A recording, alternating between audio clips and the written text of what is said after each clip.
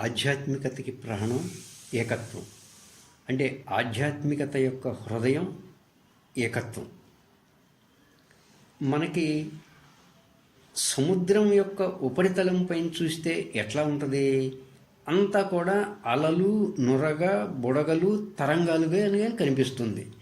కానీ అవేవి కూడా సముద్రపు నీరు కంటే వేరు కాదు.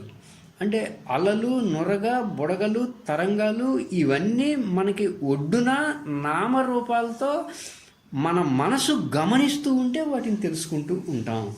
కానీ వాస్తవానికి నామరూపాలతో కాకుండా, వాటిని వేరుగా కాకుండా ఒక మహా సూక్ష్మ దృష్టితో చూస్తే అంతా నీరుగానే కనపడుతుంది. అంటే సముద్రం కంటే ఈ అలలు, నొరగలు, బుడగలు, తరంగాలు ఇవేవి కూడా వేరు కాదు, అంతా నీరే. గమనించండి. అలాగే ఈ విశ్వ చైతన్యమైనటువంటి బ్రహ్మము నుంచే ఈ జగత్తులో జగత్తులన్నీ వచ్చాయి. అంటే ఈ విశ్వ చైతన్యమే జగత్తంతా ఉంది. సముద్రమే అలగా ఉంది, సముద్రమే బుడగగా ఉంది. అలాగే ఈ విశ్వ చైతన్యమే జగత్తంతా ఉంది. మనకి పైకి నామరూపాలతో ఈ ప్రపంచం ఇలా కనబడుతున్నా కానీ వాస్తవానికి మహాసూక్ష్మ దృష్టితో చూస్తే అంతా చైతన్యంగానే తెలుస్తుంది. మనం నామ రూప గుణాలతో ఉన్నటువంటి ఏ పదార్థాన్ని అయినా కానీ భౌతిక దృష్టితో, స్థూల దృష్టితో చూస్తే పదార్థంగానే కనబడుతుంది. అలా పదార్థంగా కనబడినా కూడా మనం అదే పదార్థాన్ని మహాసూక్ష్మ దృష్టితో గనక గమనిస్తే అంత చైతన్యమే ఉంటుంది, అంత ఏకత్వమే ఉంటుంది. ఏకత్వం లేకుండా, అంటే చైతన్యము లేకుండా ఏ పదార్థము ఉండదు. పదార్థం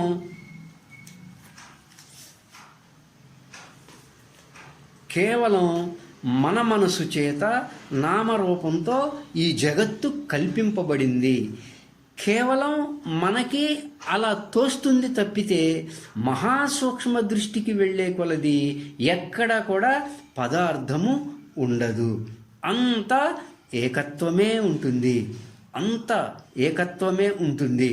ఇంతకు ముందు కూడా మనం తెలుసుకున్నాం, మన మనసు ఈ పదార్థాలకి నామరూపాలని కల్పిస్తుంది. మన మనస్సు ఈ జగత్తుని మన మనసు కల్పిస్తుంది. అంటే అలల్ని, తరంగాల్ని, బుడగల్ని మనసు కల్పిస్తుంది. ఇక్కడ మాయ అంటే అర్థం మనసు కల్పించేది అని. అంటే మనసు కల్పిస్తేనే అది ఉంటుంది, మనసు లేకపోతే అది ఉండదు. మనసు ఉంటేనే ఉంటుంది, మనసు లేకపోతే అది ఉండదు. ఇప్పుడు ఈ అలలు, బురగలు, నొడగలు అనేవి గాఢ నిద్రపోతే ఉన్నాయా? లేవు. ఎందుకంటే మనసు లేదు కాబట్టి. అలాగే నామ రూపాలతో ఉన్నటువంటి ఈ పదార్థాలు కూడా మనసు ఉంటే ఉన్నాయి, గాఢ నిద్రలో మనసు లేదు కాబట్టి ఇవి ఉండవు. అందుకని ఎలాగైతే ఈ అలలు, నొరగలు, బుడగలుగా ఉన్నటువంటి ఈ సముద్రమంతా నీరు మాత్రమే, అంటే మనం చూచే దృష్టిలో ఈ తరంగాలు, బుడగలు, నొరగలు వేరువేరుగా కనపడుతున్నాయి కానీ అంతా నీరే, అంతా సముద్రమే. అలాగే విశ్వమంతా ఏకత్వంగా ఉన్న విశ్వ చైతన్యమే ఉన్నది. మన యొక్క స్థూల దృష్టికి మనసు చేత ఈ నామరూపాల జగత్తు మనం కల్పించుకున్నాం. అంటే మనం సముద్రం ఒడ్డున కూర్చొని చూస్తే మనకి ఈ తరంగాలు, బుడగలు, నొరగలు అంటే అన్నీ వేరువేరుగా కనిపిస్తాయి. కానీ అది ఇది అంత నీరే అన్న దృష్టితో చూస్తే అంతా ఒకటే అనిపిస్తుంది.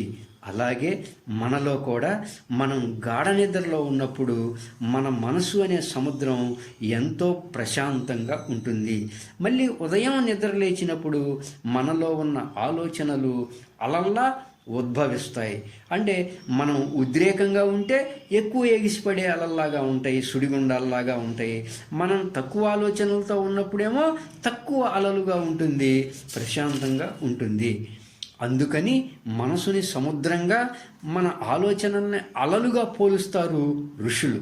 మన ఆలోచనలన్నీ ద్వంద్వాలుగా ఉంటాయి, ఆటుపోట్లుగానే ఉంటాయి. అంటే ఆటుపోట్లుగానే, హెచ్చుతగ్గులుగానే జీవితం అంతా ఉంటుంది. మన మనసుని ఒక మహాసముద్రంగా భావించాలి. అలాగే ఈ విశ్వ చైతన్యం ఒక సముద్రం అనుకుంటే, సముద్రంలోని అలల్లాగా ఈ విశ్వ చైతన్యం అనే సముద్రంలో ఈ జగత్తులన్నీ వచ్చాయి. ఈ విశ్వ చైతన్యం ఒక సముద్రం అనుకుంటే మనం ఒక అల. ఈ విశ్వ చైతన్యం ఒక సముద్రం అనుకుంటే నువ్వు ఒక అల. సముద్రము అల ఒకే నీరు. అలాగే ఈ విశ్వమంతా ఒక నృత్యం అనుకుంటే మనం విశ్వ నృత్యములోని ఒక భంగిమ. అలాంటి భావం తెచ్చుకుంటేనే అప్పుడే మనకి ఆధ్యాత్మికతకి హృదయమైనటువంటి ఏకత్వ భావాన్ని తెలుసుకోగలం. అంతా విశ్వ చైతన్యమే అని మనం తెలుసుకోగలం.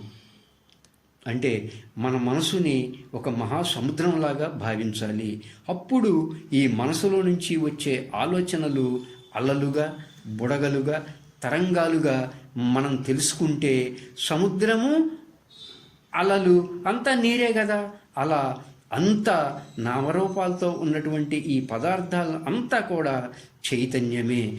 ఈ నామరూపాలతో ఈ జగత్తంతా కూడా అంతా చైతన్యమే, ఏకత్వమే అని మనకి స్పష్టంగా తెలుస్తుంది. అలా భిన్నత్వంలో ఏకత్వాన్ని దర్శించడమే ఆధ్యాత్మికత యొక్క హృదయం.